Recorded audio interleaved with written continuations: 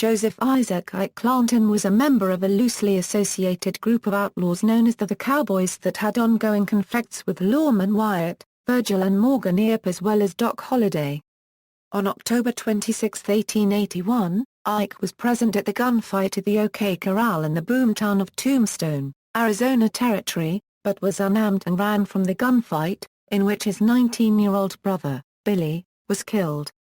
Ike Clanton filed murder charges against the Earps and Doc Holliday, but after a 30-day preliminary hearing, Justice Wells Spicer ruled that the lawmen had acted within their lawful duty.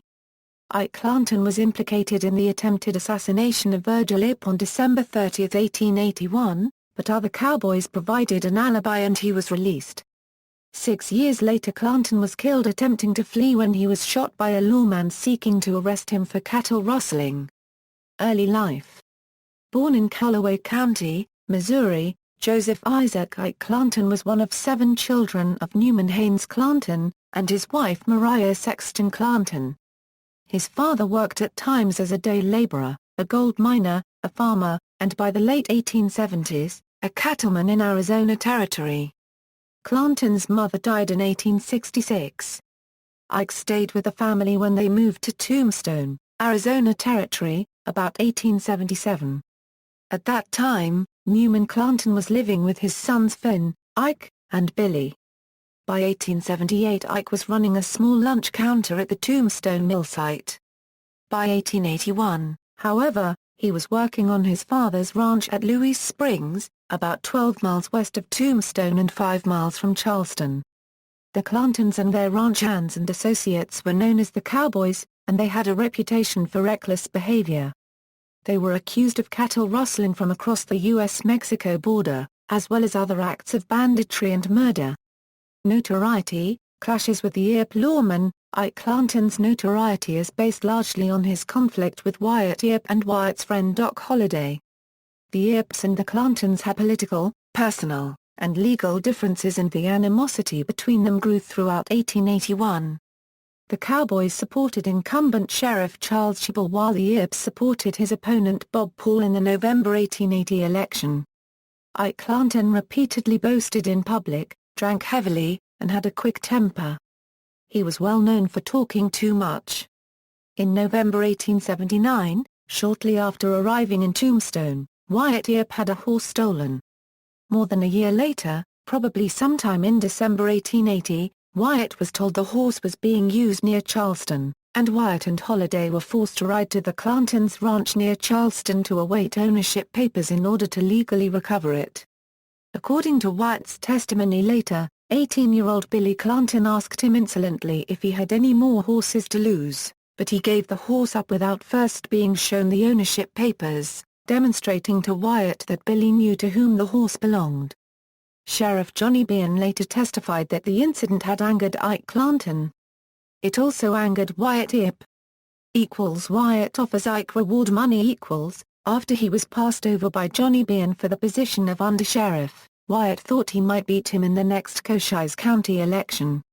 He thought catching the March 15, 1881 robbers of the Benson stage would help him win the sheriff's office. Wyatt later said that on June 2, 1881 he offered the Wells, Fargo and Company reward money and more to Ike Clanton if he would provide information leading to the capture or death of the stage robbers. According to Wyatt, the plan was foiled when the 3 suspects, Leonard, Head and Crane, were killed in unrelated incidents. In the summer of 1881, Clanton got into an argument with gambler Denny McCann. On the morning of June 9, 1881, they were drinking in an Allen Street saloon when Clanton insulted McCann. McCann slapped Clanton, who left and fetched his pistol. McCann did the same and the two met on the street in front of the Wells, Fargo's and Co. office. They had already drawn their weapons when Tombstone Marshal Virgil Earp stepped between them, preventing a shooting. Clanton rustling and ranching. The Clanton Ranch grew into a successful enterprise. During his testimony after the shootout at the OK Corral, Ike Clanton claimed to have raised and purchased about 700 head of cattle during the past year, and the Clanton Ranch was one of the most profitable cattle ranches in that part of the country. However, The Clantons never registered a brand in either Cochise County or Pima County, which was required to legally raise cattle. The Clantons were reputed to be among a group of outlaw cowboys who crossed the border into Mexico, where they stole cattle and resold them to the hungry miners in Cochise County. Curly Bill Brocius, Tom and Frank McClory bought and sold stolen cattle to Old Man Clanton, among others. The Mexican government at the time placed high tariffs on goods transported across the border, making smuggling a profitable enterprise. The outlaw cowboys in Cochise County were not organized, and their acts of violence, rustling or robbery were usually committed by independent groups of cowboys. Old Man Clanton, Ike's father, ran a ranch near the Mexican border that served as a way station for much of the smuggling carried out by the outlaws. On August 12, 1881, Old Man Clanton and 6 other men were herding stolen cattle sold to him by Curly Bill through Guadalupe Canyon near the Mexican border. Around dawn, they were ambushed by Mexicans dispatched by Commandant Felipe Neri in what became known as the Guadalupe Canyon Massacre. Old Man Clanton and 5 other men were killed in the ambush. Gunfight in Tombstone. Ike Clanton had told others that Doc Holliday, Virgil Earp, Wyatt Earp, and Morgan Earp had all confided in him that they had actually been involved in the Benson stage robbery. On October 25, 1881, whilst Ike Clanton was in Tombstone, drunk and very loud, Holliday accused him of lying about the Benson stagecoach robbery. Tombstone City Marshal Virgil Earp intervened and threatened to arrest both Doc and Ike if they did not stop arguing, and Holliday went home.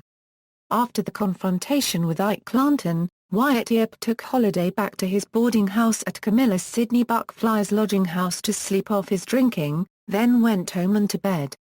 Tombstone Marshal Virgil Earp played cards with Ike Clanton, Tom McClory, Cochise County Sheriff Johnny Bean and a 5th man, until morning. At about dawn on October 26, the card game broke up and Bean and Virgil Earp went home to bed. Ike Clanton testified later that he saw Virgil take his 6-shooter out of his lap and stick it in his pants when the game ended. Not having rented a room, Tom McClory and Ike Clanton had no place to go. Shortly after 8 a.m. barkeeper E.F. Boyle spoke to Ike Clanton, who had been drinking all night, in front of the telegraph office. Boyle encouraged him to get some sleep, but Ike insisted he would not go to bed.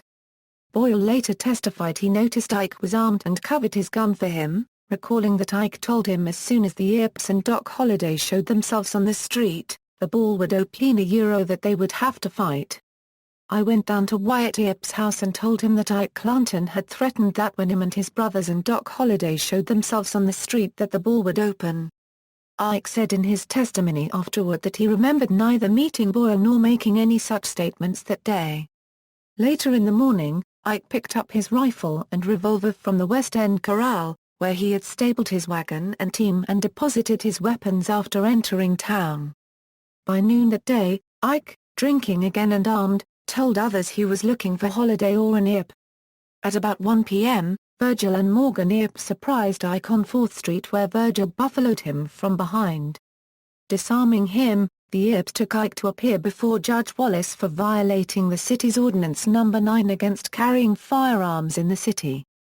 Virgil went to find Judge Wallace so the court hearing could be held. Ike reported in his testimony afterward that Wyatt Earp cursed him.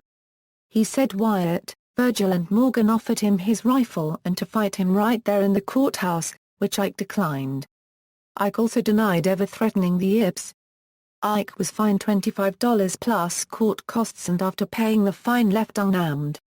Virgil told Ike he would leave Ike's confiscated rifle and revolver at the Grand Hotel, which was favored by cowboys when in town.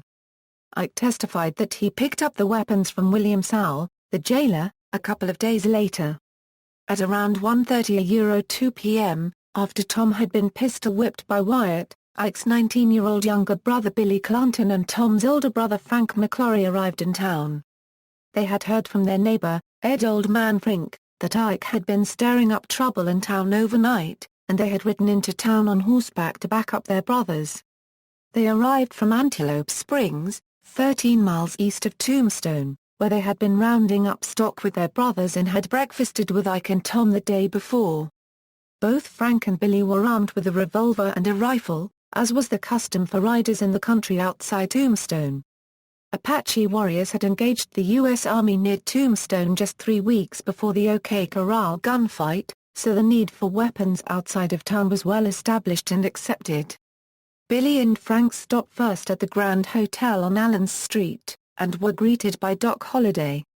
They learned immediately after of their brothers' beatings by the Earps within the previous 2 hours. The incidents had generated a lot of talk in town. Angrily, Frank said he would not drink, and he and Billy left the saloon immediately to seek Tom. By law, both Frank and Billy should have left their firearms at the Grand Hotel. Instead, they remained fully armed. The city statute was not specific about how far a recently arrived visitor might with good faith, and within reasonable time travel into town while carrying a firearm. This permitted a traveler to keep his firearms if he was proceeding directly to a livery, hotel or saloon. A man named Coleman told Virgil that the Cowboys had left the Dunbar and Dexter stable for the OK Corral and were still armed, and Virgil decided they had to disarm them. The 3 main Tombstone corrals were all west of 4th Street, a block or 2 from where Wyatt saw the Cowboys buying cartridges. Cochise County Sheriff Johnny Bean, a friend to the Cowboys, later testified that he first learned of the trouble while he was getting a shave at the barber shop after 1:30 p.m., which is when he had risen after the late-night game. Bean stated he immediately went to locate the Cowboys. At about 2:30 p.m. he saw Ike, Frank, Tom, and Billy gathered off Main Street in a narrow 15-20 feet wide empty lot or alley immediately west of 312 Main Street, which contained Fly's 12-room boarding house and photography studio. The lot was 6 lots removed from the rear entrance to the OK Corral. When Virgil Earp learned that Wyatt was talking to the Cowboys at Spangenberg's gun shop, he picked up a 10-gauge or 12-gauge, short, double-barreled shotgun from the Wells Fargo office around the corner on Allen's Street. To avoid alarming Tombstone's public, Virgil returned to Harford's saloon carrying the shotgun under his long overcoat. He gave the shotgun to Doc Holliday, who hid it under his overcoat. He took Holliday's walking stick in return. From Spangenberg's, the Cowboys moved to the OK Corral where witnesses overheard them threatening to kill the Earps. They then walked a block north to an empty lot next to C.S. Fly's boarding house where Doc Holliday lived. Virgil Earp was told by several citizens that the McClorys and the Clantons had gathered on Main Street and were armed. He decided he had to act. Several members of the Citizens Vigilance Committee offered to support him with arms, but Virgil said no. He had previously deputized Morgan and Wyatt and also deputized Doc Holliday that morning. Wyatt spoke of his brothers Virgil and Morgan as the marshals while he acted as deputy. Witnesses later testified that Ike Clanton had spent all day, even after his arrest and disarming, threatening to gun down the Earps. However, when the gunfight broke out, Ike ran forward and grabbed Wyatt, exclaiming that he was unarmed and did not want to fight. To this protest Wyatt said he responded, "Go to fighting or get away." Clanton ran through the front door of Fly's boarding house and escaped, unwounded. In the days prior to the gunfight, Ike had enlisted the help of fellow cowboy Billy Claiborne, who was reputed to be good with a gun. Claiborne, who was also unarmed, fled the gunfight. Tom and Frank McClory and Billy Clanton were killed. Files murder charges against Earps, after the gunfight in Tombstone that Ike had fled, during which the McClory brothers and Billy Clanton were killed. Ike Clanton filed murder charges against the Earps and Doc Holliday. They were arrested and released on bail. During a month-long preliminary hearing before Judge Wells Spicer, Clanton told a story of abuse that he had suffered at the hands of the Earps and Holliday the night before the gunfight. He denied threatening the Earps. He testified that the Clantons and Frank McClory raised their hands after Virgil's command, and Tom thrust open his vest to show he was unarmed. Clanton said Wyatt shoved his revolver in his belly, telling him, "You son of a bitch, you can have a fight." Ike backed up Cochise County Sheriff Johnny Bean's testimony that Holliday and Morgan Earp had fired the first 2 shots and that the next several shots also came from the Earp party. Under cross-examination, Clanton told a story of the lead-up to the gunfight that did not make sense. He said the Benson stage robbery was concocted by the Earps and Holliday to cover up money they had piped off to pay bribes. Ike also claimed that Doc Holliday and Morgan, Wyatt, and Virgil Earp had separately confessed to him their role in the Benson stage holdup, or else the cover-up of the robbery by allowing the robbers escape. Ike Clanton proved a better witness for the defense than the prosecution. He said that Doc Holliday, Virgil Earp, Wyatt Earp, and Morgan Earp had all confided in him that they had actually been involved in the stage robbery. He further claimed that Holliday had told him that Holliday had piped off money from the stage before it left. Clanton also said Holliday had confessed to him about killing the stage driver. Murder was a capital offense, and given their relationship, it was unlikely Holliday would confide in Ike. Ike testified that Earp had threatened to kill his Confederates because he feared they would reveal his part in the robbery. Ike said he feared that Wyatt wanted to kill him because he knew of Wyatt's role. These and other inconsistencies in Ike's testimony lacked credibility. By the time Ike finished his testimony, the entire prosecution case had become suspect. Judge Spicer exonerated the lawman. In his ruling, he noted that Ike Clanton had the night before, while unarmed, publicly declared that the Earp brothers and Holliday had insulted him, and that when he was armed he intended to shoot them or fight them on sight. On the morning of the shooting, Virgil Earp had arrested him for carrying a revolver. At the gunfight, he was unarmed. Spicer noted that Ike Clanton had claimed the Earps were out to murder him, yet on both occasions that day the Earps had not killed him, and allowed him to escape and challenge during the fight. Spicer wrote, "The great fact, most prominent in the matter, to wit, that Isaac Clanton was not injured at all, and could have been killed first and easiest." Clanton was later accused, along with his brother Finn Clanton and friend Pony Dale, of attempting to kill Virgil Earp on December 30, 1881, a shooting which left Virgil with a crippled left arm. Though Ike's hat was found at the scene where the ambushers waited, a number of associates stood up for him, saying that he had been in contention that night, and the case was dismissed for lack of evidence. On Saturday, March 18, 1882, Morgan Earp was killed by a shot through a door window facing a dark alley while playing billiards at Hatch's Saloon in Tombstone. Wyatt was shot at and missed. Wyatt Earp concluded that he could not rely on civil justice and decided to take matters into his own hands. He concluded that only way to deal with Morgan's murderers was to kill them. Deputy U.S. Marshal Wyatt Earp led a federal posse that escorted Virgil Earp to the railroad, bound for his parents' home in Colton, California. Wyatt shot and killed Frank Stilwell, who was lying in wait at the Tucson, Arizona rail yard. A few days later Wyatt gathered a larger posse and set out on a vendetta, determined to mete out justice that had evaded him. Wyatt never located Ike, although they killed 3 other outlaw cowboys, and the Earps and Holliday left the Arizona Territory in late April, 1882. Death: Ike Clanton and his brother Phineas were charged with cattle rustling and pursued by Detective Jonas V. Brighton. On June 1, 1887, at Jim Wilson's ranch on Eagle Creek, south of Springerville, Arizona, Finn Clanton surrendered, but Ike resisted and was shot dead. A reporter who corresponded with Brighton in late June 1887 relayed Brighton's story about the arrest and shooting. The next morning, while they were at breakfast, Ike Clanton came riding up to the front door. Mr. Brighton got up from the table, walked to the door, and was familiarly saluted by him. Just at this time, Mr. Miller stepped to the door, to be ready to render any assistance needed, and when Ike saw him he wheeled his horse and attempted to get under cover of the thick cover which grows close to Wilson's home, at the same time pulling his Winchester from its scabbard. Both Brighton and Miller ordered him to halt, but instead of doing so, when about 20 yards distant where the trail took a turn to the left, he threw his rifle over his left arm attempting to fire. At this instance Detective Brighton fired, the ball entering under the left arm and passing directly through the heart and out under the right arm. Ike reeled in his saddle and fell on the right side of his horse, his rifle falling on the left. Before the fall, Brighton fired a second shot which passed through the cantle of the saddle and grazed Ike's right leg. When Brighton and Miller walked up to where Ike lay they found he was dead.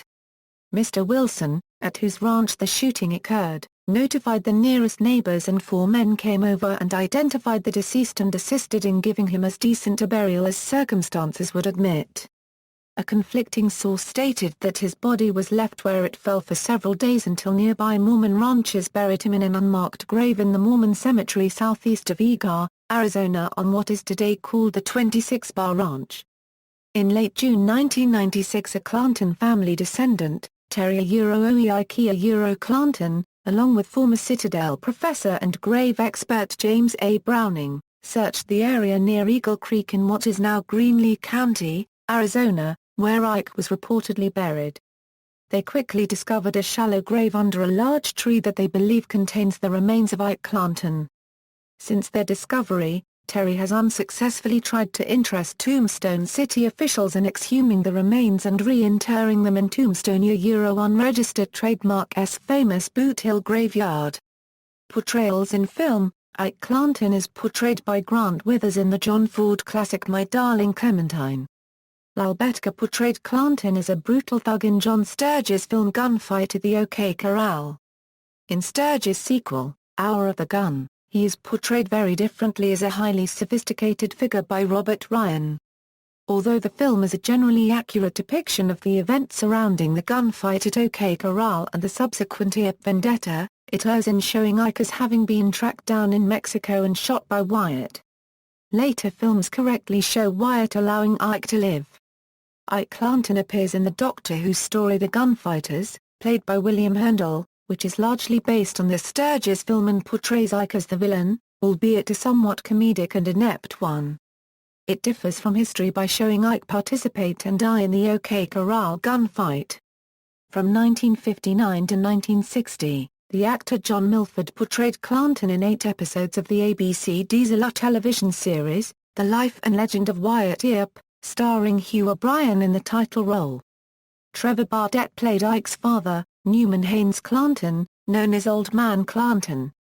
The role of Ike Clanton was played by William Tannen in the episode after the OK Corral of the syndicated Western anthology series, Death Valley Days. Jim Davis played Wyatt Earp in this same episode of Death Valley Days. Tannen had earlier played the role of Deputy Hal Norton on The Life and Legend of Wyatt Earp.